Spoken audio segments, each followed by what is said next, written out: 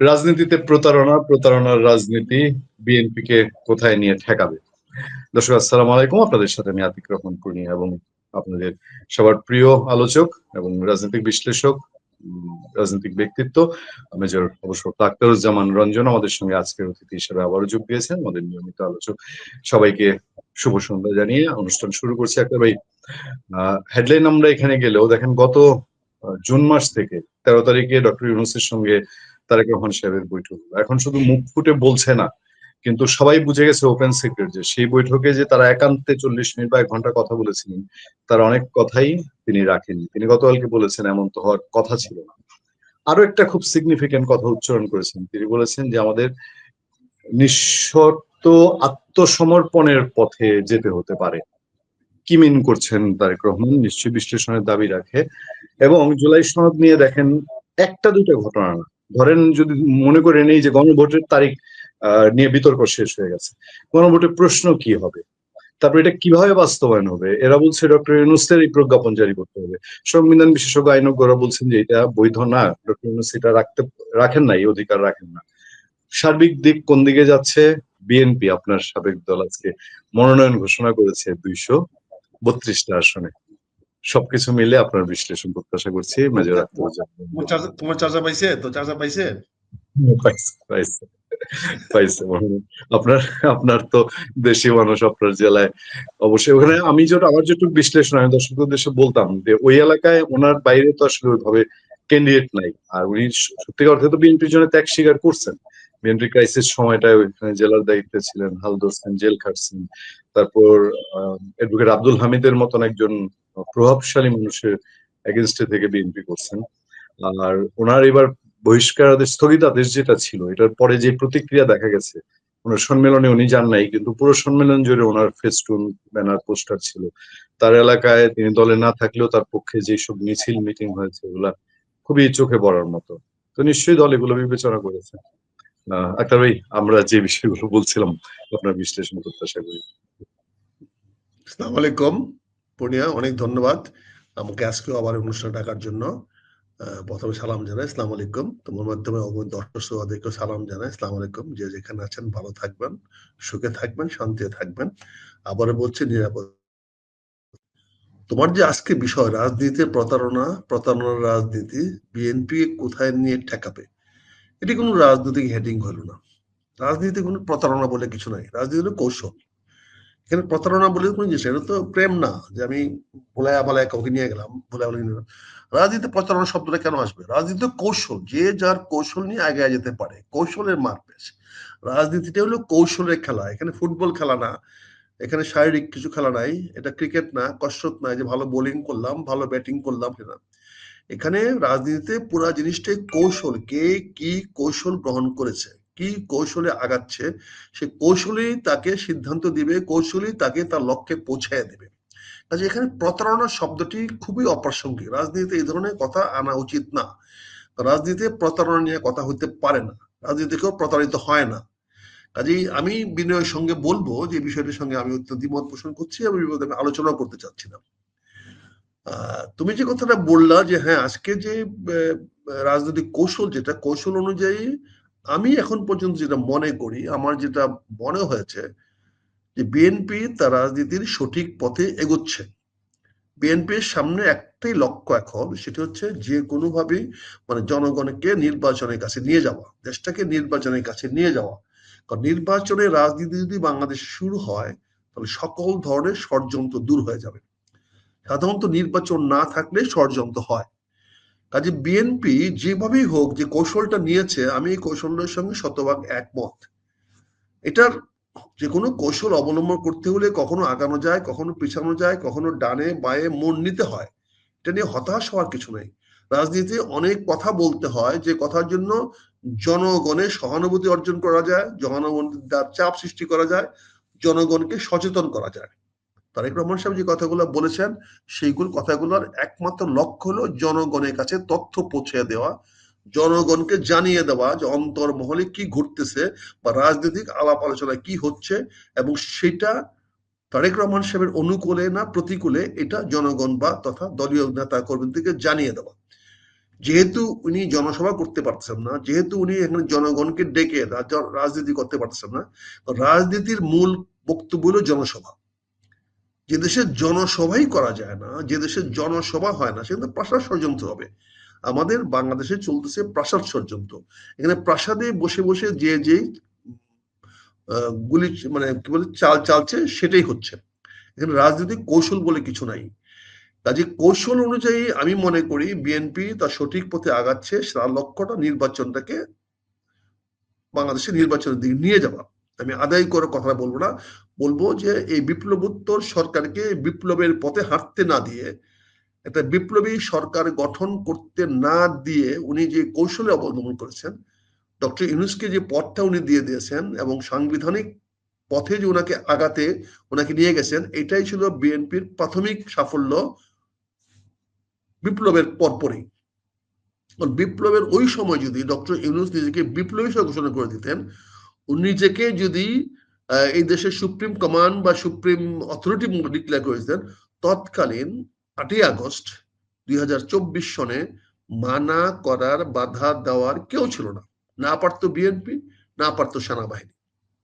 কিন্তু সেদিন উনি যে কোনো ভাবে হোক, বিএনপি অত্যন্ত সূক্ষ্মভাবে সফল হয়েছে।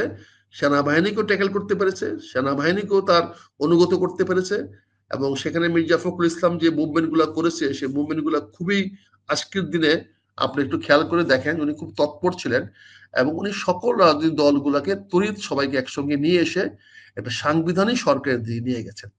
এবং আমরা যেটা জানতে পেরেছি, সবকিছুর কাজের পিছনে ছিল তারেক রহমানের একদম সরাসরি নির্দেশনা বা হস্তক্ষেপ বা ডাইরেকশন, যেটাই বলি রাজনৈতিক নির্দেশনা তার ছিল। তো ফলে উনি তাৎক্ষণিকভাবে সেই কাজটা করতে পেরেছেন এবং ডক্টর ইউনূসকে বিপ্লবী সরকারের দিকে না গিয়ে ওনাকে সাংবিধানিক সরকারের দিকে নিয়ে গেছেন। এবং আসিফ নজরুল সেই সাংবিধানিক সরকারটাকে বৈধতা দিয়েছেন একটা ভুয়া সার্টিফিকেট জোগাড় করে সংবিধানের 106কে এক্সারসাইজ করার জন্য সুপ্রিম কোর্ট থেকে একটা রায় নিয়েছেন, এবং সেই রায়টা নিয়েছেন যাদের কাছ থেকে, তারা কিন্তু তখন সেনাবাহিনীর করায়ত্ত ছিল, সেনাবাহিনীর মেহমানখানায় তারা নিরাপদ আশ্রয় নিয়েছিল। কাজে সেনাবাহিনীর প্রধানও জানতেন যে এরা দস্তখত করে না, এরা এই চিঠি দেয় নাই। কাজে এইখানে এই সরকার তাদের হাতে ধরা খেয়ে গেছে। বিএনপি এবং সশস্ত্র বাহিনী ধরা খেয়ে গেছে যে এই সরকার একটা ভাওতার বাজির একটা পথ নিয়েছে এবং একটা ভুল পথে তারা সিদ্ধান্ত নিয়েছে এবং জাতিকে বিভ্রান্ত করেছে। দুইটা জিনিস আগামীতে কখনোই এই অন্তর্বর্তী সরকার প্রমাণ করতে পারবে না, দেখাতে পারবে না। একটি হলো সাবেক প্রধানমন্ত্রী শেখ হাসিনার পদত্যাগপত্র। পদত্যাগপত্র কখনোই দেখাতে পারবে না। দ্বিতীয়ত দেখাতে পারবে না যে সুপ্রিম কোর্টের ফুল বেঞ্চ 106 সংবিধানের 106 ধারাটাকে এক্সারসাইজ করার জন্য যে ওনারা যে রুলিং দিয়েছেন, সেরকম কোনো রুলিং, কোনো প্রসিডিংস পার্লামেন্ট থেকে দেখাতে পারবে না। দুইটা কারণে তো আটকে গেল। তারপরে দেখেন বিএনপি দক্ষতার সঙ্গে রাষ্ট্রপতিকে রেখে দিয়েছে, রাষ্ট্রপতিকে হাত দিতে দেয় নাই। এটা কিন্তু বিএনপির একক কৃতিত্ব। বিএনপি এককভাবে এই কাজটা করতে পেরেছে এবং সেখানে বিএনপির অন্যরা সমালোচনা করছেন, কিন্তু বিএনপি তো রাজনৈতিক কৌশলে ওনারা হয়ে গেছেন। এবং আজকে দেখেন যতগুলো প্রজ্ঞাপন জারি করা হচ্ছে, সবগুলো কিন্তু আইনের চোখে অবৈধ হয়ে যাবে যখন রাষ্ট্রপতি বলবেন একদিন যে এগুলোতে আমি দস্তখত করি নাই, এগুলোতে আমি অনুমোদন দিই নাই। তখন কিন্তু এগুলো আইনের চোখে মেলাফাইডি হয়ে যাবে, আইনের চোখে এগুলা কি বলে, এগুলা এক্সপার্টি হয়ে যাবে, এগুলা বেআইনি বলে ঘোষিত হয়ে যাবে। কাজে বিএনপি তার কৌশলে খুবই সুন্দরভাবে আগাচ্ছে এবং এই সরকারকে নির্বাচনে তারিখ ঘোষণা করানোর জন্য যে প্রথম থেকে চাপ দিয়ে আসছিল, ম্যাপ, রোড ম্যাপ দিতে হবে, ইলেকশন রোড ম্যাপ দিতে হবে, সেটার দাবি আদায় করতে পেরেছে। এবং ডক্টর ইউনূস সাহেব প্রথমে বলেছে জুনের মধ্যে দিবেন, তারপরে সেই পরিবর্তন করে উনি আসতে হয়েছেন, বাধ্য হয়েছেন ফেব্রুয়ারিতে দিতে, এবং স্পেসিফিক করে দিয়েছেন রোজার আগে। ফেব্রুয়ারি মাস পড়লে তো 28 তারিখ মতো থাকতে পারতেন, কিন্তু ফেব্রুয়ারি মাসে বলে দিয়েছেন যে মানে ফেব্রুয়ারির আগেই, মানে রোজার আগে উনি 2026 রোজার আগে উনি নির্বাচন দিয়ে ক্ষমতা হস্তান্তর চলে যাবেন। এটা তো একক বিএনপির বিজয়, একক তারেক রহমান সাহেবের বিজয়। চূড়ান্তভাবে উনি ডক্টর ইউনূস সাহেবকে বাধ্য করতে পেরেছেন যে ফেব্রুয়ারি মাসে নির্বাচন দিবেন। এখনো যেগুলা হয়েছে সবকিছু দেখেন নির্বাচনের দিকে যাচ্ছে। আজকে যিনি প্রার্থী ঘোষণা করে দিলেন তার মধ্যে উনি কি দেখা দিলেন সারা জাতিকে, যে আমরা নির্বাচনের প্রস্তুত, আমরা নির্বাচনের দিকে এগোচ্ছি, আপনারা এটা নিয়ে আর দ্বিধা দ্বন্দ্ব করেন না। দেখেন সবকিছুতেই মানুষের 100% সঠিক হবে না, কিছু ভুল হইতেই পারে, ভুল থাকতেই পারে। কিন্তু আজকে তো বিএনপি তো 238টা সিটের আসন দেওয়া ঘোষণা করে দিয়েছে এবং সেটা রাস্তা খুলে দিয়েছে অন্যকে, যে আপনারা এখনো আসতে পারেন, আমাদের সঙ্গে আসেন, আমরা আপনাদেরকে নিয়ে রাজনীতি করব, পথ খোলা রেখেছে। তারপরেও বলেছে দরকার পড়লে এখানেও পরিবর্তন আনা যেতে পারে, এই কথাও বলেছে। কাজে বিএনপির এখানে আপনি বিএনপির কৌশলগুলোর দিকে আপনি একটু ভালো করে সূক্ষ্ম করে দেখেন। বিএনপি রাজনৈতিকভাবে অত্যন্ত পরিপক্ক আচরণ করছে এবং অত্যন্ত পরিপক্কের সঙ্গে সামনে এগিয়ে যাচ্ছে। এবং আজকে দেখেন এই সরকার এমন একটা বেকায়দায় পড়েছে, তারই দেওয়া ঐক্যমত্য কমিশন তাকেই সুপারিশ করেছে সিদ্ধান্ত নেওয়ার জন্য। আজকে অত্যন্ত দারুণ ভাবে একটা অসহায়ত্বের প্রমাণ দিলেন আমাদের অন্তর্বর্তী সরকার।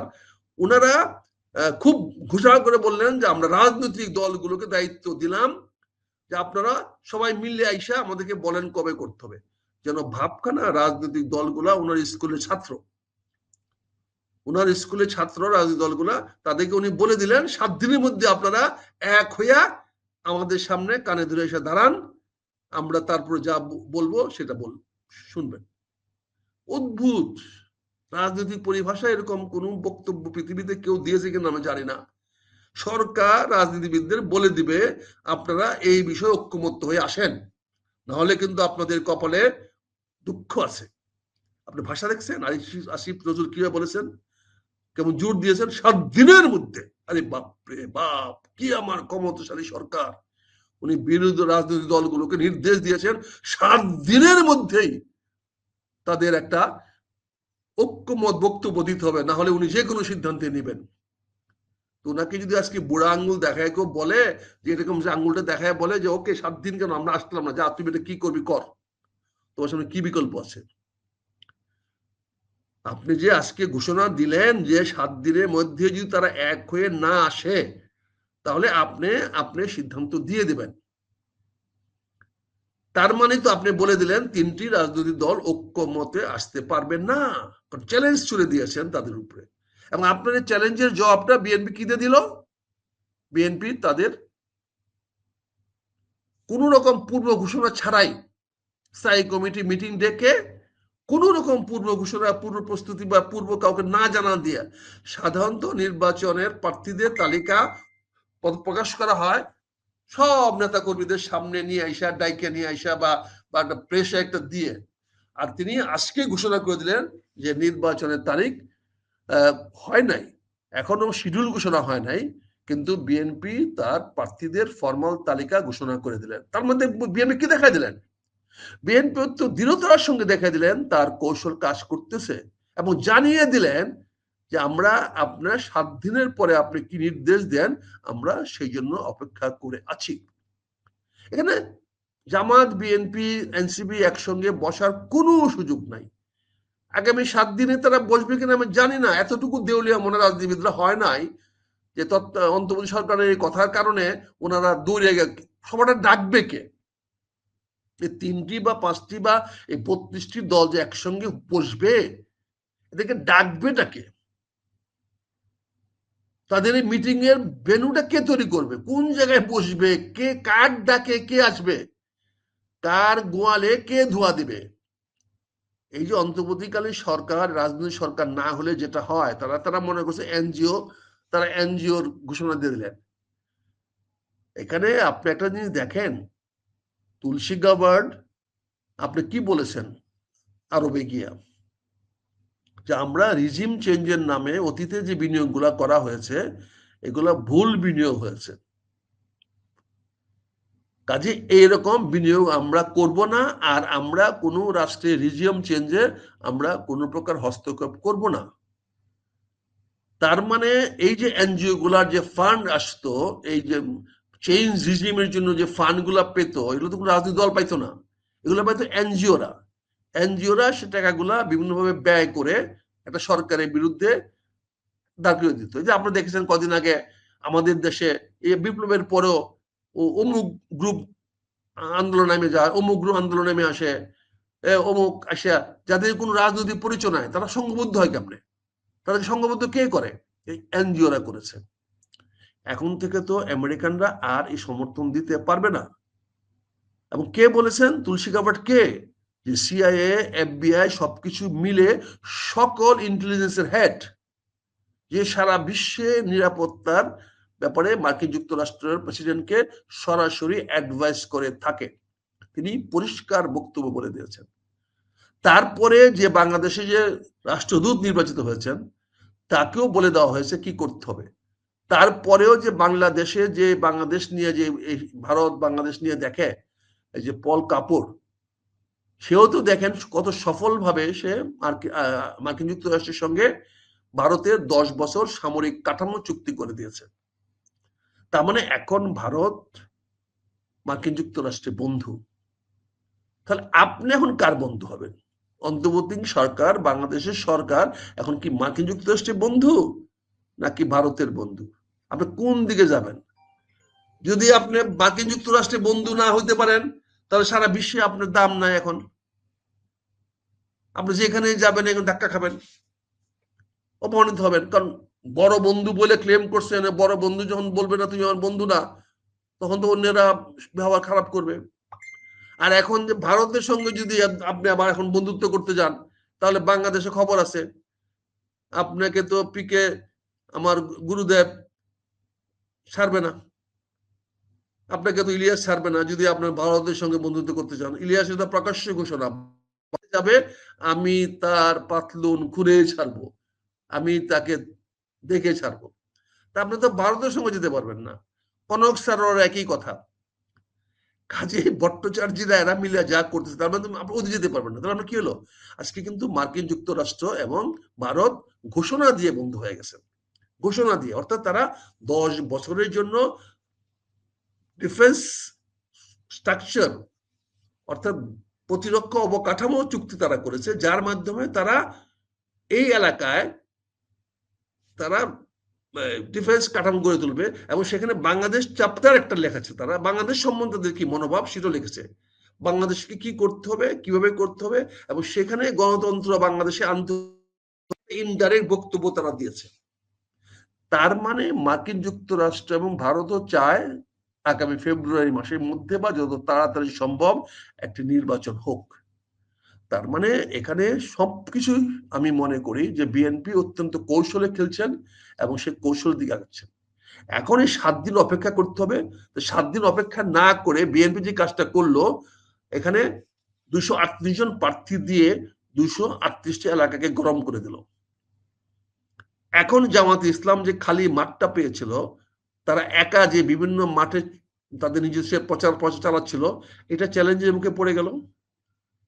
এখন জামাত নির্বাচনের বিপক্ষে যাওয়ার কোনো সুযোগ নাই, তাকে নির্বাচনে আসতেই হবে, কারণ সে এতদিন এটা বলছে। এখন তারপরে সে শর্ত দিয়েছিল যে নির্বাচনের আগে গণভোট হবে এবং বলেছিল যে পিআর পদ্ধতি হবে। এই দুইটা তো সরকার মানল না। সরকার না মেনে 7 দিনের সময় দিল। তাহলে কার যে 7 দিনের সময় দিল? এটা তো বিএনপি চায় নাই। বিএনপি তো বলে নাই আমরা পিআর পদ্ধতি নির্বাচন চাই। বিএনপি তো বলে নাই যে আমরা ওই নির্বাচনের আগে আলাদা ডেটে আমরা গণভোট চাই। তাহলে আপনি 7 দিন সময় কার জন্য দিলেন? কার মনোভাব পরিবর্তন করার জন্য? বিএনপি মনোভাব পরিবর্তন করার জন্য, না এই বাকি পার্টিদের মনোভাব পরিবর্তন করার জন্য?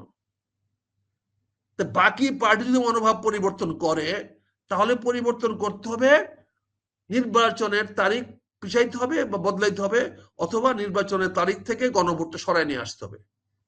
বিএনপি তো এটার মধ্যে নাই। বিএনপি তো অলরেডি নির্বাচনের প্রার্থীর নাম ঘোষণা দিয়ে দিয়েছে, সেই প্রার্থী যারা তাদের নাম বলে দিয়েছে। তার মানে বিএনপি নির্বাচনে দিয়ে আগাচ্ছে। আপনি জবাব তো দিয়ে পেয়ে গেলেন। এখন জামাতকে জিজ্ঞাসা করেন ভাই তোমরা মিটিং এ বসছো কিনা? এখন ইসলামী ঐক্যজোটকে জিজ্ঞাসা করেন, এনসিপি জিজ্ঞাসা করেন, ভাই তোমরা বসছো কিনা? 7 দিন পরে আপনি কি অ্যাকশনটা নিবেন? কি দিবেন অ্যাকশনটা বলেন? যে অ্যাকশনে আপনি নিবেন, যেটাই আপনি বলবেন, সেটাই তো নির্বাচনকে চ্যালেঞ্জের মুখে ফেলে দিতে পারে। আপনি জামাতের অনুরোধ যদি রক্ষা করেন, জামাতের আবদার রক্ষা করেন, তাহলে আপনাকে এর আগে গণভোট করতে হবে। আপনি যদি এনসিপির কথা রক্ষা করেন, তাহলে এর আগে আপনি গণভোট করাতে হবে।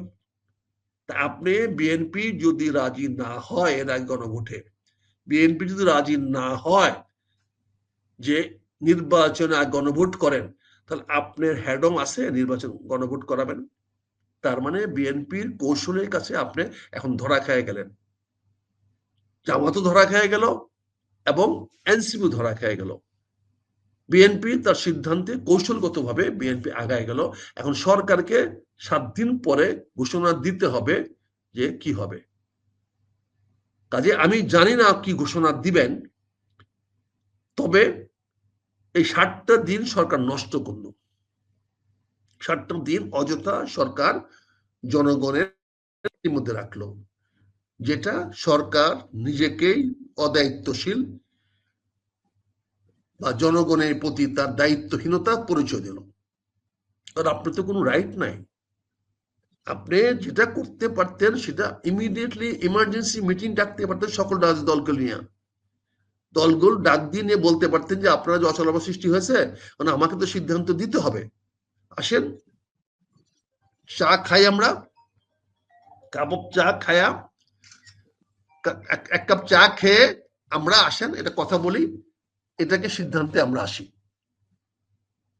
কাজেই এখানে আমি যেটা মনে করি সেটা হচ্ছে বিএনপি তার কৌশলে খুব ভালো খেলা খেলেছে এবং অত্যন্ত কৌশলী খেলা খেলেছে, এবং আমি বিএনপি অভিনন্দন জানাই। আর আজকে তো অভিনন্দন জানাইতে পারি, আজকে তো আর বিএনপির চামচাগিরি করছি, দালালি করতেছি নমিনেশনের জন্য, এটা বলতে পারবেন না। আজকে তো আর বলতে পারবেন না যে আমি এখন তারেক রহমানের দালালি করতেছি নমিনেশন পাওয়ার জন্য, কারণ আমি নমিনেশন আমাকে দেওয়া হয় নাই, আর আমি তো নির্বাচন করবো না আগেই বলেছি, আপনারা বিশ্বাস করেন নাই। আজকে তো প্রমাণ হলো যে আমি তো বিএনপির কারো সঙ্গে দেখা করে নাই।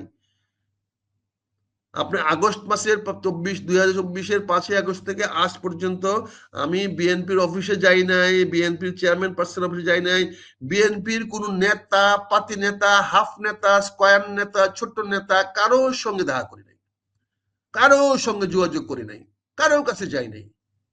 কারণ গেলেই মনে করবে যে আগামী দিন নির্বাচন আসতেছে। হ্যাঁ, যদি সত্যিকার নির্বাচন হয়, যদি নির্বাচনের পরিবেশ যদি সৃষ্টি হয়, যদি আমি দেখি সকল দল রাজনীতি যাবে, তখন আমি বলতে পারি যে আগামী নির্বাচনে যাওয়ার ব্যাপারে আমি আমার সিদ্ধান্ত পূর্ণ বিবেচনা করব। আমি নির্বাচনে যাব কি যাব না, এটা আমি এখন পূর্ণ বিবেচনা করব বর্তমান পরিস্থিতিতে। আমি বিএনপির কাছে জি আমি একটু যোগ করি একটু যোগ করি একটু যোগ করি মানে আমার এত কমেন্ট আসছে যে আপনার দল যেহেতু মনোনয়ন ঘোষণা করেছে, আপনি কি নির্বাচনে অংশগ্রহণ করবেন কিনা, আপনি যেহেতু নিজে থেকেই বলছেন আপনার নির্বাচনী এলাকার অসংখ্য দর্শক এখন লাইভে আছে, আমি যা দেখতে পাচ্ছি, এবং তারাও জানতে চাচ্ছে যে স্যার বিএনপি মনোনয়ন অন্য কেউ পেলেও আপনি কি নির্বাচন করবেন কিনা। জাস্ট আপনার আপডেট করার জন্য আপনাকে বললাম যে সবাই অধীর আগ্রহে অপেক্ষায়, এবং ওই এলাকায় আপনার অবস্থান সম্পর্কে কারো কোনো সন্দেহ নাই, ধারণা নাই, মানে সন্দেহ করার কোনো অবকাশ নাই। আপনার এলাকার যারা সরকারি কর্মকর্তা বিভিন্ন সেক্টরে কাজ করে, তারাও দেখলাম এক বাক্যেই বলে যে আক্তার স্যারের মতো একজন মানুষকে আমাদের দরকার। তবে আপনি নিশ্চয়ই আপনার রাজনৈতিক সিদ্ধান্ত, আপনার বিবেচনা প্রসূত সিদ্ধান্তই নেবেন। আমি আপনাকে ধন্যবাদ দিচ্ছি। আমি জানতাম না আপনি কি দেখতেছেন, আমার দেখার সুযোগ নাই কে কি বলছে না বলতেছে, কিন্তু আমার বক্তব্যের পটভূমিকাতে বলছি, বিএনপির বক্তব্যকে আমি সমর্থন করছি। বিএনপি যে কৌশল গ্রহণ করেছে সেই কৌশলটাকে আমি সমর্থন করছি, এবং এটা যে নিঃস্বার্থভাবে করছি, এটার জন্য আমি বললাম যে আমি গত এই 2 বছর বিএনপির কোনো নেতা কর্মীদের সঙ্গে যোগাযোগ করি নাই। এমনকি আমার এলাকার বিএনপিরও কোনো নেতা কর্মীদেরকে দেখতে বলি না যে ভাই আমার দিকে একটু খেয়াল রাখো, আমার একটু মনে রাখো। বরংস আমাদের নেতা কর্মীরা যতবার বলার চেষ্টা করছে আমাকে, আমি বিনীত বলছি যে ভাইরা আমার নির্বাচন আমি করবো না, কারণ এখন আমি বহিষ্কার কিভাবে যাবো, দলের কাছে কি মুখ নিয়ে যাব, আমি তো বহিষ্কৃত। এখন যেহেতু দল সিদ্ধান্ত দিয়ে দিয়েছে, নমিনেশন দিয়ে দিয়েছে, আমার সামনে দুইটি পথ খোলা আছে। একটি পথ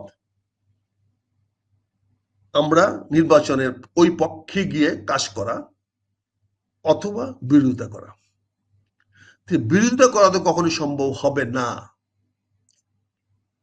বিরোধিতা করার যখন সম্ভব হবে না, তাহলে আমাকে ওই দলের পক্ষে কাজ করতে হবে।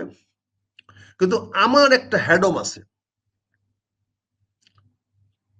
আমার এলাকায় কটিয়াদির পাকুন্দিয়াতে আমি মেজর মোহাম্মদ আখতারুজ্জামান বেঁচে থাকতে তুমি আমাকে জিজ্ঞাসা না করে তুমি মনোনয়ন দিয়ে দিয়েছ, এটা ব্যাপারে আমার কিছু বলার আছে, সময়ে আমি সেটা বলবো।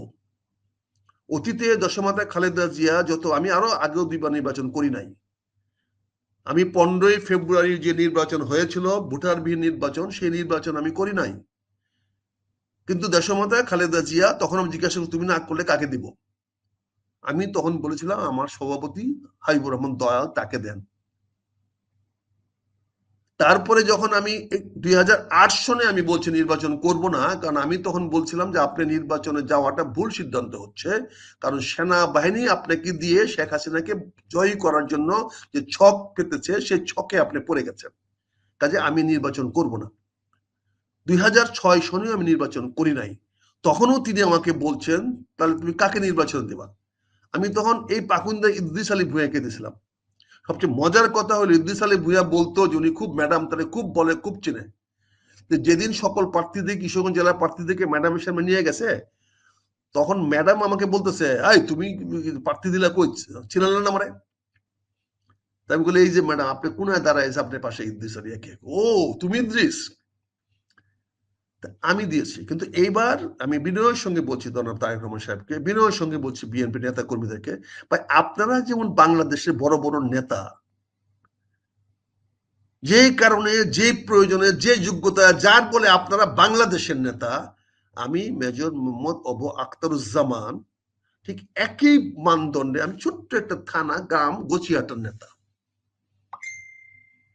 এখানে কি হবে না হবে এ ব্যাপারে আমার মতামত দেওয়ার অধিকার আমি রাখি। আপনারা যেহেতু আমার মতামত নেন নাই, নেওয়ার প্রয়োজন মনে করেন নাই, ফলে এখানে আমরা আমাদের একটা মনোনয়ন দেওয়ার চেষ্টা করব। এখানে আমরা একজন প্রার্থীকে দাঁড় করানোর চেষ্টা করব, শুধু দেখায় দেওয়ার জন্য এটা যে আপনার মার্কা দিলে, আপনি প্রার্থী দিলেই প্রার্থী পাশ করে যায় না। এটা মোটামুটি একটা চ্যালেঞ্জের মতো আমি বলছি, কারণ আমরা তো ছোটখাটো নেতা, আমরা তো তেল মারা নেতা না। তেল মারলে নেতাগিরি করা যাবে এটাতে বিশ্বাস করি না। বিশ্বাস করি না বলে আজকে 30 বছর নেতাগিরি করতেছি তেল না মাইরা। কাউকে তেল না মাইরা মেজর আক্তার 1991 সন থেকে আজ পর্যন্ত নেতাগিরি করে আসতেছে। কাজে এই জন্য আমি বললাম এখানে আপনি দিয়েছেন ভালো কথা, আপনি আমাদেরকে হেলো বলতে পারতেন, টেলিফোনে জিজ্ঞেস করতেন, আগে তো করছেন।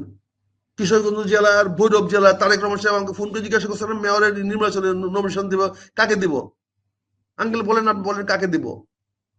কিশোরগঞ্জে যে পৌরসভার মেয়র বানাবেন আপনি আমাকে ফোন করে জিজ্ঞাসা করেন নাই, আমি বলিনি আপনাকে অমুককে দিলে পাশ করবেন, অমুককে দিলে পাশ করবে, যাদের দিয়েছেন পাশ করে নাই।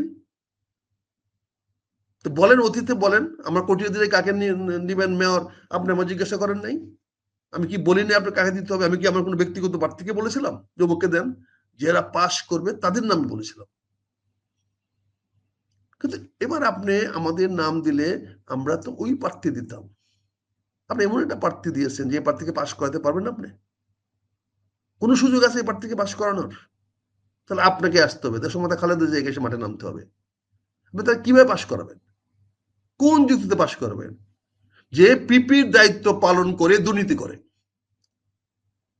যে আওয়ামী লীগের নেতাদের কাছ থেকে টাকা নিয়ে জামিন দেয়, যে বিএনপির জাত শত্রু আব্দুল কাহার আকন্দ, যে বিএনপি কে মিথ্যা মামলা দিয়ে আয়োগিরি করে চার্জশিট তৈরি করে পানিশমেন্ট দেওয়া আছে, তার দোষর, তার সঙ্গে যে কথা বলে চলাফেরা করে উঠা বসা করে, আপনি তাকে নমিনেশন দিয়েছেন। কাকে জিজ্ঞাসা করে নমিনেশন দিলেন? কাকে প্রশ্ন করে নমিনেশন দিলেন? আপনি যেমন সারা বাংলাদেশের নেতা, আমরাও তো একটা পাড়ার নেতা, মহল্লার নেতা হলে তো আমরা নেতা। সে মহল্লায় ঢুকতে হলেও তো আপনাকে আমাদের পারমিশন লাগবে স্যার। আপনার বাংলাদেশে ঢুকতে যেমন অন্য পারমিশন লাগবে, এবং আমাদের মহল্লায় ঢুকতেও তো আমাদের কিছু জিজ্ঞাসা করতে হবে। তা আপনি তাকে দিলেন, কাহারের লোককে আপনি দিলেন? কাহার আকন্দ, যে কাহার আকন্দ আপনাকে কমর ভাঙ্গাইছে, জেল দিছে, দেশ ত্যাগ করাইছে, যে সময় খালেদা জিয়ার মতো দৃষ্টতা চার্জশিট দিছে তার নামে, এত বড় দৃষ্টতা যেই ডিআইজির, সেই ডিআইজি সঙ্গে চলাফেরা উঠা বসা যে করেছে, তাকে আপনি নমিনেশন দিলেন? আপনি কেউ ছিল না কোটিয়া দিতে আর কারো? আমি তো গিয়ে নমিনেশন চাইনি আপনার কাছে। আপনি আমাদেরকে জিজ্ঞাসা করতেন, একটু প্রশ্ন করতেন, আমাদেরকে বলতেন। আমরা কি ভুল, আজ পর্যন্ত কি আপনাকে কোনো ভুল অ্যাডভাইস দিয়েছি? আজ পর্যন্ত বলতে পারবেন যে আমি আপনাকে ভুল অ্যাডভাইস দিয়েছি? আপনাকে 2 বছর আগে বলি নাই যে আপনি তরুণ সমাজকে সংগঠিত করেন, এই বুড়াদের বিষয়ে ছাড়েন? আপনার কাছে আমার কত লম্বা চিঠি আছে দেখেন, আপনার কাছে আমার হোয়াটসঅ্যাপে। আপনি পরে কি বলছিলেন বলেন, লিখে নেই? আজ থেকে 2.5 বছর আগে, 2024 নির্বাচনের আগে আমি বলছিলাম আপনি তরুণদেরকে সংগঠিত করেন। আমি এও বলেছিলাম আপনি আমাকে দায়িত্ব দেন, আমি এই দায়িত্ব পালন করবো। ছাত্র দল দরকার নাই, কিছু নাই, আমি তরুণদেরকে সংগঠিত করব, আপনি আমাকে সে ক্ষমতা দেন, সে দায়িত্ব দেন। বলি নাই আপনাকে? আপনার কাছে আমার হোয়াটসঅ্যাপ মেসেজ আসে না? পুরনো পড়ে দেখেন। আমরা তো আপনাদেরকে ভুল দিই নাই। আপনি ঢাকা মহানগরের মতো লোকে গুলশান, বাড্ডা, তেজগাঁ যাতে নমিনেশন দিয়েছেন, তারপরেও যদি আপনি বলেন দেশে গণতন্ত্র চান, সুশীল সমাজ করতে চান, দেশে ভালো মানুষ দিতে চান, নীরব মানুষ, চাঁদা মুক্ত বাংলাদেশ গড়তে চান, তাহলে এরা তো এক একটা উদাহরণ হয়ে দাঁড়াবে আপনার সামনে। এক একটা লোক যে জামাত যখন দাঁড় করাবে তাদের চাঁদার হিসাব, এনসিবি যেভাবে চাঁদার হিসাব দিয়েছে একজনের নামে, এদের নামে যে চাঁদার হিসাবগুলো বের করবেন, তখন আপনি কি জবাব দিবেন? এমন কোন বাস স্ট্যান্ড আছে, এমন কোন টেম্পো স্ট্যান্ড আছে যেখান থেকে তারা চুথা নিয়ে দাঁড়াবে না যে এই চুথা দেখেন আমি উনাকে প্রতিদিন এত টাকা দেই? এদেরকে নিয়ে আপনি মনে করি ইলেকশনে পাশ করে ফেলবেন? আপনি জামাতকে ওয়াকওভার দিয়ে দিলেন, জামাত ইসলামের জন্য রাজনীতিতে সহজ করে দিলেন। এই জন্য এনসিপি আপনার কাছ থেকে সরে গেছে। এখন ইসলামিক গুলো দেখেন আজকে তারা সভা করছে, তারা আলাদা নির্বাচন করবে, কিন্তু তারা বিএনপির বিরুদ্ধে করবে,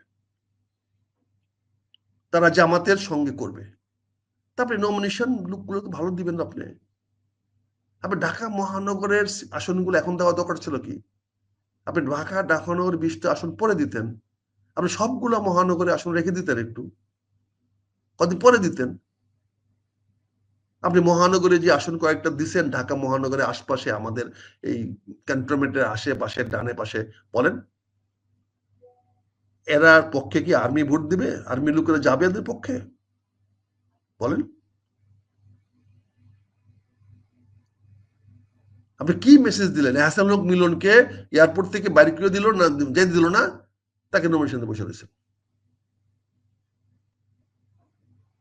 যাকে আপনি নমিনেশন দিবেন দূরে, তাকে যাকে সম্মান যাই দিলেন না। আপনি ফজলুর রহমানের নামে, তোমার চাচার নামে উনার উড্র করলেন না, আপনি উড্র না করার আগে তার নাম ঘোষণা দিয়ে দিলেন। আরে আব্দুল হামিদ কি মরে গেছে গা? আব্দুল হামিদের আওয়ামী লীগের ভোট ফজলুর রহমান পাবে ইহজনমে? হ্যাঁ, আব্দুল হামিদ কত বড় প্লেয়ার, কত মাপের প্লেয়ার, কত উঁচা প্লেয়ার, এটা বুঝতে এখনো বহুত সময় লাগবে আপনাদের। আব্দুল হামিদের চোখের ডগায় আপনারা ফজলুর রহমানকে এমপি বানায় নিয়ে চলে আসবেন, আর যার সিম্পল ভদ্রতা তার বহিষ্কার দেশে উদ্যোগ করলেন না, উদ্যোগ করে পরে নমিনেশনটা দেন, তাহলে তো মানুষ বুঝবে যে আপনি গণতান্ত্রিক মূল্যবোধের দিকে আছেন। এই বিষয়গুলো বলতে গেলে তো আপনারা আমাদের প্রতি অসন্তুষ্ট হবেন, তো শুদ্ধ হবেন কি করে? আজিয়া, আমি তোমার চাচার বিরুদ্ধে বলছি না, আমি প্রসিডিউরের কথা বলছি, প্রসিডিউরের কথা বলছি। কাজে এখানে কি হয়েছে, তুমি যে ঢাকা কোনো মহানগর, সমালোচনা করতে পারবো কিন্তু জি। ঢাকা মহানগরের আসনগুলো দেখো তো, তুমি বলো, তুমি গুলশান বলো, হ্যাঁ, আপনি তেজগাঁও যেটা বলো। বলেছেন গুলশান বনানী যে আসনগুলো সেগুলোতে মনোনয়ন নিয়ে অবশ্যই কথা উঠবে, বা তেজগাঁয়ের মনোনয়ন নিয়ে কথা উঠবে। একটা অনেকগুলো ঢাকায়ও 5টা আসনে ডিক্লেয়ার করে নাই মনোনয়ন। এটা বিএনপি তো অলরেডি বলছে যে শহীদদেরকে ছেড়ে দিবে। তার মানে কি শোনো, ঢাকায়ও শহীদদেরকে বা এনসিপি কে ছাড়ছে এরকম কোনো তথ্য? এখানে ঢাকার 20টা আসন, 20টা আসনের মধ্যে তো 5টা কিছুই না। আমি সেটা কিছু বলছি না, আমি আবারও বলছি যে এইখানে এত, এটা কৌশলের দরকার ছিল, আজকে কৌশলগতভাবে ঘোষণা করার দরকার ছিল। আপনি সিম্বলিক 50টা ঘোষণা করেছেন আজকে, আজকে ঘোষণা করাটা আপনার সঙ্গে আমি রাজনৈতিক একমত। রাজনৈতিক চাপ সৃষ্টি করার জন্য আজকে ঘোষণা ছিল একটি উত্তম, 2টা প্রশ্নের জবাব আপনি দিয়ে দিয়েছেন আজকে ঘোষণার মাধ্যমে। একটি হলো তারেক রহমান সাহেব ইলেকশন অংশগ্রহণ করবে, এটা পরিষ্কার করে দিয়েছেন, অর্থাৎ তারেক রহমান দেশে আসতেছে। উনি বগুড়া 6 নির্বাচন নামটা ঘোষণা করে দিয়ে আপনি জনগণের সামনে বিভ্রান্ত দূর করে দিলেন যে তারেক রহমান সাহেব নির্বাচনে অংশগ্রহণ করতে যাচ্ছে, আগামী দিনের প্রধানমন্ত্রী কে হবেন এই ডিসপিউট আর থাকতেছে না। এবং আরেকটি জিনিস প্রথমত যেটা ক্লিয়ার করে দিলেন, দেশমাতা খালেদা জিয়া এখনো 3টি আসনে নির্বাচন করার মতো ক্ষমতা রাখে এবং উনি 3টি আসন থেকে নির্বাচন করবেন। এই যে মেসেজ সারা বাংলাদেশের মানুষকে দিলেন, বাংলাদেশের মানুষ তো প্রফুল্ল উৎফুল্লিত হয়ে গেছে, দেশমাতা খালেদা জিয়া আবার ফিরে আসতেছে, তিনি আবার আসতেছেন আমাদের মাঝে, উনি 3টি আসনে নির্বাচন করবেন। এই যে খবরটা দেওয়া দরকার ছিল, এই খবরটা দেওয়ার প্রয়োজন ছিল, তাহলে মানুষ মনে করতো যে আগামী রাজনীতিতে হয়তো দেশমাতা খালেদা জিয়া আসতেছে না, তাতে বিএনপির প্রতি একটি নেতিবাচক প্রভাব পড়তেছিল। অনেকে প্রপাগান্ডা করতেছিল তারেক রহমান সাহেব দেশে আসতেছে না, যার ফলে বিএনপির প্রতি একটা নেতিবাচক প্রভাব পড়তেছিল। এই 2টি ঘোষণার মাধ্যমে আপনি অনেক প্রশ্নের জবাব দিয়ে দিয়েছেন। এটা অত্যন্ত সুন্দর কৌশল হয়েছে, সারা বিশ্বের কাছে, দেশবাসী তো অবশ্যই, সারা বিশ্বের কাছে প্রমাণ করে দিলেন দেশমাতা খালেদা জিয়া রাজনীতিতে এখন অ্যাক্টিভ এবং তারেক রহমান বাংলাদেশে ফিরে এসে রাজনীতিতে অংশগ্রহণ করতে যাচ্ছে এবং উনি নির্বাচনে অংশগ্রহণ করবেন। এই বিষয়গুলো জাতির সামনে পরিষ্কার করে দিয়েছেন। সেখানে আপনি টোকেন বড় বড় সিনিয়র নেতা যারা আছেন, নন কন্ট্রোভার্সিয়াল স্থায়ী কমিটির সদস্য যারা আছেন, জেলা পর্যায়ে যারা আছেন, যেমন আমার এখানেও থানার সভাপতি সিনিয়র সভাপতিকে দিয়েছেন, এটাও ঠিক আছে। আমি তো আমার অভিমানের কথা বললাম যে আমাকে জিজ্ঞাসা করলেন না কেন, কিন্তু তাকে দেওয়া, আমি দিলে তাকেই দিতে বলতাম, কারণ সে সিনিয়র সভাপতি, তার ত্যাগ আছে, তার দলের জন্য কাজ করেছে, ভুলভ্রান্তি তো আছেই, কে কখন কার সঙ্গে কার মিশে না মিশে, কিন্তু বাই ফরম্যাট ঠিক আছে, কিন্তু আপনি সবগুলো দেওয়া দরকার ছিল কি, আপনি এতগুলো দেওয়া দরকার ছিল কি, আপনি 1-150 দিয়ে রাখতেন। কৌশল আপনারই নেবেন, কিন্তু আমি বললাম যে কৌশলের কিছু কিছু জিনিসটাকে অপব্যাখ্যা হয়ে যায়, আমি সেই কথা বলছি। আমি ফজলুর রহমানটাকে দেন, ফজলুর রহমান ছাড়া ওখানে কেউ নাই, আপনার বিএনপি কে দেওয়ার কেউ নাই। ফজলুর রহমান যেটুকু পারবে অন্য কেউ পারবে না, ওই আসলে কেউ নাই, এটা সত্য। কিন্তু তার বহিষ্কার দেশটা প্রত্যাহার করে দিতেন, তাহলে তো জিনিসটা একটা পরিষ্কার হইতো, আপনার গণতান্ত্রিক মূল্যবোধের প্রতি আপনার শ্রদ্ধা আছে, সম্মান আছে, এটা প্রমাণ হইতো। দলটা কারো ব্যক্তিগত ইচ্ছা চলে না, এটা প্রমাণ হইতো। মানুষ তো সেটা বলছে যে আপনি তো আরো বড় সরে চলে যাবেন। আমি তো এটুকু সমালোচনা করছি, দেখেন তো এনসিবি কি সমালোচনা করে অপেক্ষা করেন, দেখেন জামাত কি সমালোচনা করে এনসিবি, দেখেন। কাজে আপনি যে কৌশলগুলো নিয়েছেন সেই কৌশলগুলোকে সঠিকভাবে প্রয়োগ করতে হবে। আপনার তারেক রহমান সাহেবের কৌশলগুলো অত্যন্ত সঠিক, কিন্তু সেগুলোকে মাঠে প্রয়োগ করতে হবে। এবং আজকে সরকারকে আপনি বেকায়দায় ফেলে দিয়েছেন, সরকার এই 7 দিন সময় নষ্ট করে দেশটাকে টেনশনের মধ্যে নিয়ে যাচ্ছে, এবং 7 দিন তো সভা হওয়ার কোনো সুযোগ আমি দেখি না, কারণ বিএনপি নিশ্চয়ই কোনো প্রয়োজন পড়ে নাই যে সভা ডেকে সিদ্ধান্ত নেবে, কারণ বিএনপি অবশ্যই সরকারকে সহযোগিতা করবে, কিন্তু সরকার অধীনস্থ নয়, সরকারকে ব্যর্থ হতে দিবে না। তার মানে বিএনপির লক্ষ্য নির্বাচন, নির্বাচন করানোর জন্য সেখানে নির্বাচন কেউ করবেন না এটা তো বলে নাই। আর সরকার তো বলে দিয়েছে যে আপনি ঘোষণা দেন নির্বাচনের আগে হবে না পরে হবে। আগে দিয়ে যদি নির্বাচন সময় মতো করাতে পারেন, বিএনপির তো কোনো আপত্তি নাই। তারপর তো আমি সেদিন বলেছি যে আপনি যেহেতু সিদ্ধান্ত নিতে পারতেছেন না, তাহলে এইটার উপরে গণভোট হোক, যে গণভোটটা কি নির্বাচনের আগে হবে না পরে হবে, বা নির্বাচনের দিন হবে, এটাই প্রথম গণভোট হোক। এই গণভোটটা হওয়ার পরেই আপনি সিদ্ধান্ত নেন। আর আপনি সিদ্ধান্ত নিতে পারলেন না, 7 দিন তো আপনি অযথা সময় নষ্ট করলেন, তার মানে আপনি সিদ্ধান্ত নিতে পারেন নাই, এটাই প্রমাণ হয়ে গেল। এবং এখানে বিশ্বের প্লেয়াররা মাঠে নেমে গেছে। ইতিমধ্যে মার্কিন যুক্তরাষ্ট্র বাংলাদেশের রাজনীতিতে অত্যন্ত তৎপর, ভারতও তৎপর। ভারত আসতেছে, স্টেটমেন্ট আমরা দেখতেছি, ভারতও বাংলাদেশের রাজনীতিতে মাথা গোলাচ্ছে। পাকিস্তানের জেনারেলের ভিজিটে যাওয়ার পরে ভারত নড়ে চড়ে বসছে। কাজে এখানে আপনাকে এই বিষয়গুলো তো মাথায় আনতে হবে। কাজে আমি তোমাকে বলছিলাম যে আমি যে সিদ্ধান্ত নিয়েছিলাম, যেহেতু আমার এলাকার মানুষ তুমি বললা পাশে আছে, আমি বিনয়ের সঙ্গে বলছি, ভাই আমি আশা করেছিলাম যে অন্তপক্ষে দেশমাতা খালেদা জিয়া আমাকে সব জিজ্ঞাসা করে নমিনেশন দিতেন, দিয়েছেন। আমার সৌভাগ্য ছিল, তারেক রহমান সাহেবের কাছে তো আমার আশা ছিল যে উনি নমিনেশন যাকে দেন আগে অতীত আমার জিজ্ঞাসা করতেন, উনি আমার করতে পারতেন, যেহেতু করেন নাই, ফলে আমি এই মনোনয়নটা মেনে নিতে পারছি না। আমি তাকে অভিনন্দন জানিয়েছি, কিন্তু আমি মেনে নিতে পারছি না। আমি এই ব্যাপারে পূর্ণ সিদ্ধান্ত দিব। আমি এই ব্যাপারে অপেক্ষা করতেছি নির্বাচনের পরিবেশ সৃষ্টি হোক। নির্বাচনের তফসিল ঘোষণা করার পরে আমি নির্বাচনে অংশগ্রহণ করব কি করব না সে ঘোষণা দিব। এর আগ পর্যন্ত আপনারা কেউ সিদ্ধান্ত নিয়েন না, আপনারা কেউ অবস্থানটাকে পরিষ্কার করেন না, আপনারা অপেক্ষা করেন নির্বাচনের তফসিল ঘোষণা পর্যন্ত অপেক্ষা করেন। তফসিল ঘোষণা করার পরে যদি জননেতা তারেক রহমান সাহেব তার অবস্থান পরিবর্তন করেন, যদি উনি রিভিউ করেন, যদি উনি এই বিষয়ে যদি আবার একটা আলোচনার সুযোগ দেন, তাহলে আমরা ওনার সঙ্গে যে সিদ্ধান্ত উনি দিবেন সেটাই।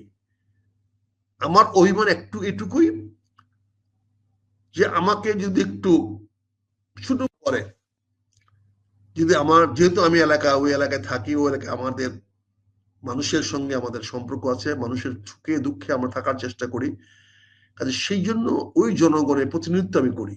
গত নির্বাচনে আমি স্বতন্ত্র ইলেকশন করেও 18,000 ভোট পেয়েছি। এই 18,000 লোকের সামনে তো আমাকে একটা জবাব দিতে হবে, একটা বক্তব্য দিতে হবে। 18,000 লোকের ভোট কাকে দিবে, তাদেরকে তো আমার জবাব দিতে হবে। কাজে তারেক রহমান সাহেব যদি আলোচনা করার সুযোগ আমাকে দেন, উনি যদি আমাকে টেলিফোনেও কথা বলেন, আমি অবশ্যই ওনার সঙ্গে আলোচনা করে ওনার সিদ্ধান্তটাকে আমি মেনে নেব। তবে উনি সিদ্ধান্তটা যদি রিভিউ করার আশ্বাস আমাকে দেন, উনি যদি বলেন যে ঠিক আছে আমার সঙ্গে আলোচনা করবে, সিদ্ধান্ত নেব। না হলে আমি আপনাদের সবাইকে আজকে আপনার অনুষ্ঠানের মাধ্যমে জানাচ্ছি, নির্বাচন তফসিল ঘোষণা করার পরে আমরা আমার সিদ্ধান্ত পূর্ণ বিবেচনা করব। প্রয়োজনে পড়লে আমি নির্বাচনে অংশগ্রহণ করব, এবং যদি দরকার পড়ে আমি অবশ্যই জনগণের পাশে গিয়ে দাঁড়াবো।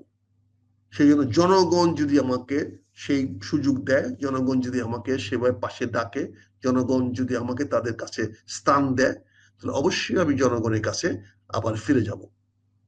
কাজেই যেহেতু তুমি বললা অনেকে দেখতেছে, এই জিনিসটা পরিষ্কার করলাম তোমাকে।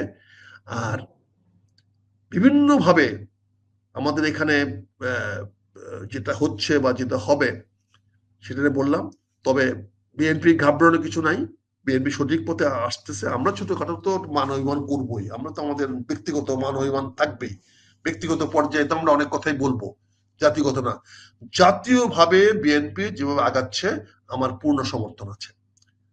জাতীয় রাজনীতিতে বিএনপি যেভাবে খেলতেছে, যেভাবে বিএনপি আগাচ্ছে, এতে আমার পূর্ণ সমর্থন আছে, আমার পূর্ণ আনুগত্য জননেতা তারেক রহমান সাহেবের প্রতি আছে। উনি অত্যন্ত বিচক্ষণতার সঙ্গে সুস্পষ্টভাবে সামনের দিকে আগাচ্ছেন, এবং বাংলাদেশের রাজনীতি এখন ওনার নিয়ন্ত্রণে আছে। এনসিপি তার অবস্থান থেকে অনেক কথাই বলবে, জামাত তার অবস্থান থেকে অনেক কথা বলবে। এটাও ঠিক, জামাতের নির্বাচনের সামনে এগিয়ে যাওয়ার সম্ভাবনা অনেক বেশি প্রকট। এখানে যদি ওরা সবাই এক হয়ে যায়, যদি পক্ষ দুইটা হয়ে যায়, তাহলে এখানে বিএনপির জন্য অনেক চ্যালেঞ্জিং হয়ে যাবে। আর যদি বিএনপি সবাইকে বিভিন্ন ভাগে ভাগ করে 2জন 3জন 5জন প্রার্থী করাতে পারে, তাহলে সেটা বিএনপির ফেভারে যাবে। কাজে বিএনপি যদি এখন এনসিপি, আমার মনে হয় না বিএনপির সঙ্গে আর আসবে, আসার সুযোগ নাই। জামাত তার নিজের পথে হাঁটবে। আর আওয়ামী লীগের ভোট অবশ্যই বিএনপির দিকে আসবে না।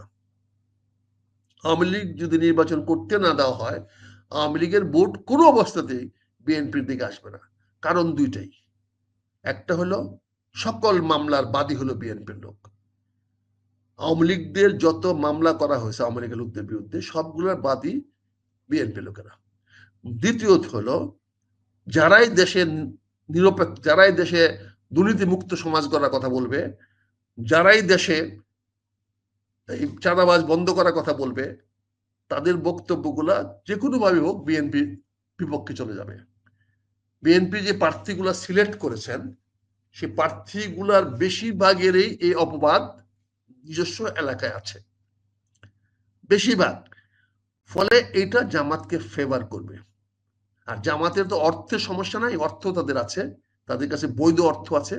এবং তারা যখন এনসিবির সঙ্গে শেয়ার করে কাজটা করবে, তখন এনসিবির ইয়ত ফোর্সটা জামাত ব্যবহার করতে পারবে। হয়তো জামাত 20-50টা আসনে হয়তো এনসিবিকে আগায় দিতেও পারে। আর এনসিবির এই বছর লক্ষ্য যদি 15টা আসন পায় রাজনীতি দল, তাহলে আগামী দিনে তাদেরকে পিছনের দিকে তাকাতে হবে না। এই 15টি আসন নিয়ে তারা যে জাতীয় চরিত্র তৈরি করতে পারবে, 15টি আসন নিয়ে জনগণের সামনে যে এমপির একটা চরিত্র তৈরি করে দেখাতে পারবে, সেটা আগামী দিনে তাদের পুঁজি হয়ে দাঁড়াবে। কাজে এখানে বিএনপিকে আরো কৌশলী হইতে হবে, আরো সাবধান হইতে হবে, রাজনীতি মার পেছে আরো দূর আগায় যেতে হবে।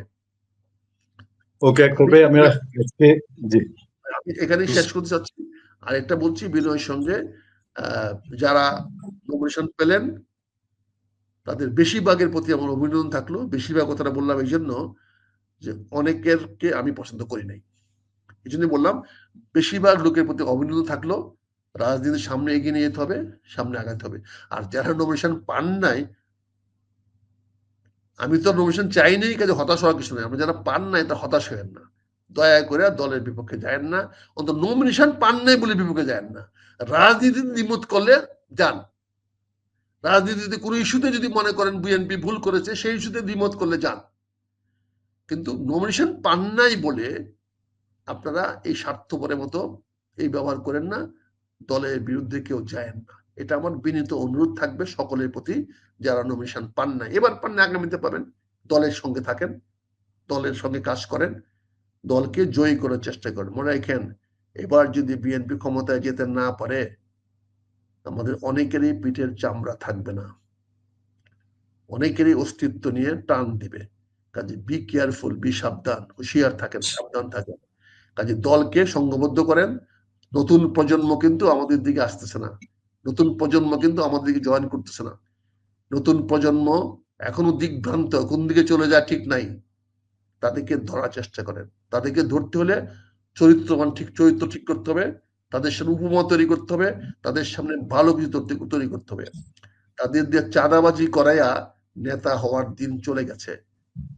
এখন তারা জানে যে নেতার কি করে। অনেকেই বলে গ্রামে গঞ্জে, নেতা আইছিল, অর্থাৎ চা খায় আর টাকাটা দেয় না, পেমেন্টটা দেয় না, চা খায় গেছে গা। আজকে গ্রামে গঞ্জে চার স্টলে বলা বলে হয়, কথাবার্তা হয়, কি বলে, অমুক নেতা আইছিল, চা খাইয়া গেছে গা। বুঝছো মনে কথাটা কি? চা খাইয়া গেছে গা মানে চার বিলটা দেয় নাই, কোনো কর্মী দিছে, তো চা খাইয়া গেছে গা। চা খাইয়া গেছে গা নেতাই তো আমরা বেশি, এই নেতার দলই তো আমরা বেশি। কাজে আতিক, অনেক ধন্যবাদ, আজকে তোমার সময় বেশি নিলাম। কাজেই তোমার এই প্রতারণার রাজনীতি বলে কিছু নাই, রাজনীতি প্রতারণা নাই, রাজনীতি কৌশলের খেলা। কৌশল আমি আপনার সাথে ডিবেট করবো না বা ডিফাইন করবো না, শুধুমাত্র প্রতারণা শব্দটা বিএনপি ব্যবহার করেছে, এই জন্যই উল্লেখ করা। অনেক অনেক অনেক ধন্যবাদ। না, বিএনপি করেছে বলে কঠোর সমালোচনা করলাম, তোমার কথা না। তোমার কথা হলে আমি তোমাকে বলতাম না। বিএনপি করেছে বলেই বললাম রাজনৈতিক দল প্রতারণা শব্দটা ব্যবহার করতে পারে না। এটা রাজনীতিবিদদের ব্যর্থতা। রাজনীতি কৌশল, আপনি কৌশল করে খেলতে পারলে সামনে এগিয়ে যাবেন। এখন পর্যন্ত ঘাবড়ানোর কিছু নাই। তারেক রহমানের কৌশল অত্যন্ত সূক্ষ্ম এবং ভালো দিকে আগাচ্ছে। কাজে ইনশাল্লাহ বিএনপির জয় আগামী দিনে হবে। ধন্যবাদ আপনাদেরকে। আসসালামু আলাইকুম, সবাইকে ভালো থাকবেন। অনেক কিছু বললাম, কিছু মনে করেন না। কিছু আজকে হঠাৎ করে ব্যক্তিগত কথা বলে ফেললাম, ব্যক্তিগত মনের কথা, উষ্মার কথা বলে ফেললাম। তো আমার যারা এলাকাবাসী তাদের কাছে বিনীত অনুরোধ, পূর্ণিয়া যদি আমাকে 1 মিনিট সময় দাও, সেটা আপনারা ঘাবড়েন না। আমরা আপনাদের সঙ্গে আছি, আমি থাকবো, যতদিন বেঁচে আছি আমি ওদিন থাকবো। আমরা বিএনপির ক্ষতি কেমন কিছু চাইবো না, কিন্তু বিএনপি যদি ভুল পথে যায়, ভুল লোককে যদি সিলেক্ট করে, তাহলে সেটা শুধরানোর দায়িত্ব আমার। আমি সেটার চেষ্টা করব। আপনারা ঘাবড়েন না, মন খারাপ করেন না, অপেক্ষা করেন তফসিল ঘোষণা হোক। তফসিল ঘোষণা হওয়ার 24 ঘন্টার মধ্যে আমি আমার মতামত এই মিডিয়ার মাধ্যমেই, হয়তো পুরিয়ার মাধ্যমেই আমি আপনাকে জানাই দিব। পুনিয়া ভাই সেদিন আমাকে সুযোগ দিও। তফসিল ঘোষণা হইলে পরে তোমার এই টক শোতে অনুরোধ থাকলো যে এটা করার পরে আপনারা আমার সঙ্গে সরাসরি যোগাযোগ করাচ্ছে এই পুরিয়ার মিডিয়ার মাধ্যমেই যোগাযোগ করে আমি আমার মতামত, আমি আমার পরবর্তী পদক্ষেপ কি আমি অবশ্যই আপনাদেরকে জানাবো। তো আপনি ভালো থাকবেন, সুখে থাকবেন, শান্তিতে থাকবেন, নিরাপদ থাকবেন। ইনশাল্লাহ আগামী নির্বাচনে আমাদের সবাই একসঙ্গে দেখা হবে। আসসালামু আলাইকুম। আসসালামু আলাইকুম। আসসালামু আলাইকুম। আসসালামু আলাইকুম। ভালো থাকবেন। আসসালামু আলাইকুম।